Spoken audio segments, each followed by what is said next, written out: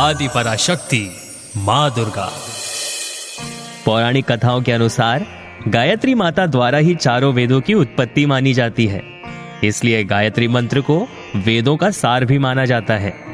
ऐसी मान्यता है कि चारों वेदों का ज्ञान लेने के बाद जिस पुण्य की प्राप्ति होती है, केवल गायत्री मंत्र को समझने से ही चारों वेदों का ज्ञान प्राप्त हो जाता है। माता गायत्री को हिंदू भारतीय संस्कृति की जन्मदात्री माना जाता है। ऐसी मान्यता है कि चारों वेद, शास्त्र और श्रुतियां ये सभी गायत्री मां से ही पैदा हुए हैं। गायत्री माता द्वारा वेदों की उत्पत्ति हुई, इस कारण इन्हें वेद माता भी कहा जाता है। माता गायत्री ब्रह्मा, विष्णु और महेश तीनों देवताओं की आराध्य भी इन्हें ही माना जाता है, इसलिए माता को देव माता भी कहा जाता है। माता गायत्री समस्त ज्ञान की देवी भी है, इस कारण माता गायत्री को ज्ञान गंगा भी कहा जाता है। माता गायत्री को मां पार्वती, मां सरस्वती, मां लक्ष्मी की अवतार माना जाता है। माता गायत्री ब्रह्मदेव की दूसरी पत्नी मानी जाती है। कहा जाता है कि एक बार ब्रह्मदेव एक यज्ञ में भाग लेने जा रहे थे।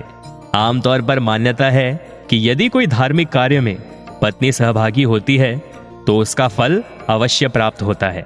हालांकि उस समय किसी कारणवश ब्रह्मा जी की पत्नी सावित्री उपस्थित नहीं थी, इसलिए उन्होंने यज्ञ में भाग लेने के लिए वहां मौजूद देवी गायत्री से विवाह कर लिया।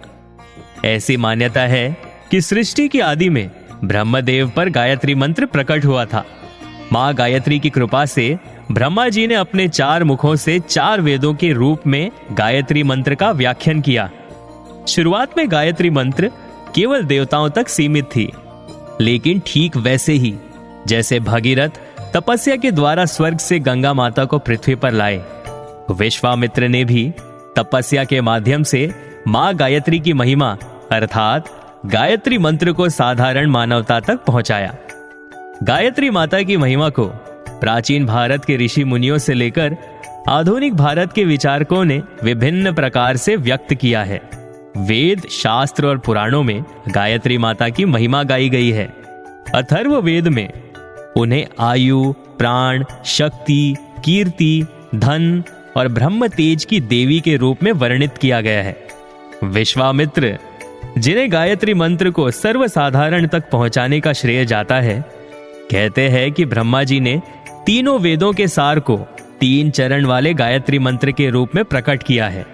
गायत्री मंत्र सभी मंत्रों से पवित्र है और कोई ऐसा दूसरा मंत्र नहीं है जो इससे अधिक पवित्र कर सके। नियमित रूप से गायत्री मंत्र का जाप करने वाला व्यक्ति पापों से मुक्त हो जाता है, ठीक वैसे ही जैसे सांप कीचुली के छूटने पर होता है। गायत्री माता का मंत्र ओम भूर्भुवस्वः तत्सविदुर्वरेण्यं भर्गो देवस्य धीमहि धियो यो नः प्रचोदयात्।